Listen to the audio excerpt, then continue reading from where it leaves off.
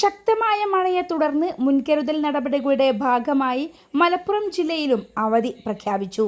വിശദവിവരങ്ങൾ അറിയാം. അതിനു മുമ്പായി ചാനൽ ഒന്ന് സബ്സ്ക്രൈബ് ചെയ്യുക.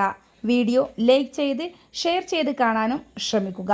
അതിശക്തമായ കാറ്റും മഴയും സംസ്ഥാനത്ത് തുടരുന്നതിനാൽ വിവിധ ജില്ലകളിലെ വിദ്യാഭ്യാസ സ്ഥാപനങ്ങൾക്ക് അവധി പ്രഖ്യാപിച്ചു. വയനാട്, തൃശൂർ, പാലക്കാട് ജില്ലകളിലെ പ്രൊഫഷണൽ കോളേജുകൾ ഉൾപ്പെടെയുള്ള എല്ലാ വിദ്യാഭ്യാസ സ്ഥാപനങ്ങൾക്കും നാളെ അവധിയായിരിക്കുമെന്ന് ജില്ലാ കളക്ടർ നേരത്തെ അറിയിച്ചിരുന്നു.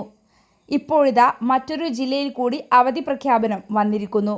മലപ്പുറം ജില്ലയിലെ 3 താലൂക്കുകളിലെ വിദ്യാഭ്യാസ സ്ഥാപനങ്ങൾക്കാണ് അവധി നൽകിയിരിക്കുന്നത്.